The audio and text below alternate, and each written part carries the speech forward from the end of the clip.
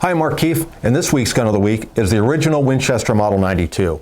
Now, of course, the Model 92 is made today for Winchester Repeating Arms by Maruku, but this gun was actually made in Connecticut. And it's an original Winchester built in 1919, and it has all the features that you're looking for in a Winchester Model 92 rifle. It's got the full-length octagonal barrel, it's got the full-length magazine tube, and of course, a crescent butt plate.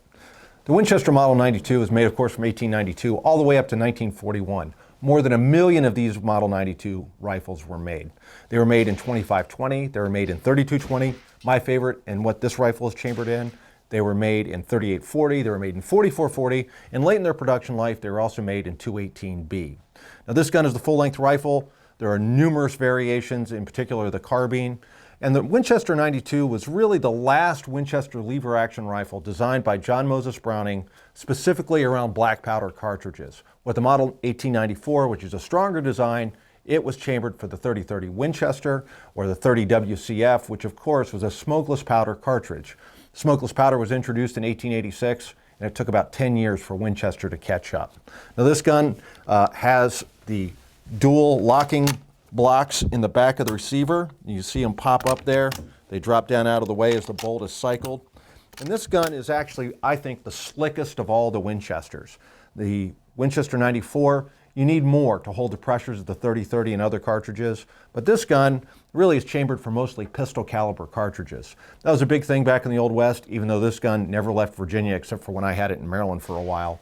The Winchester 92s were chambered basically for pistol cartridges, for revolver cartridges. So you could have a Colt single action army in 32-20 as well as your Winchester rifle in 32-20. That way, when you reach into your ammo belt, it's all the same cartridge. Really solves a lot of problems. This gun has very typical sights for a 92 rifle.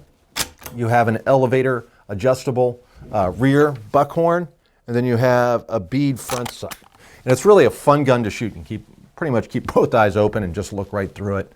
Okay, as an original Winchester, this doesn't have a tang-mounted safety, or even worse, one of the abominations that was the crossbolt safety on modern Winchesters.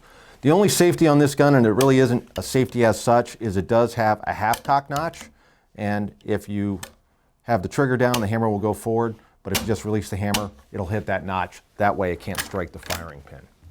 The Winchester 92 really is well known in Hollywood. When you look at the original Stagecoach, where John Wayne pops out and says, "Hold it right there," he's shooting a Winchester 92, typically in 44-40. They would cycle with blanks, and of course, they were just absolutely slick guns. When you watch Chuck Connor working a Winchester lever gun, it's a Model 1892. So for more on guns like this, go to AmericanRifleman.org.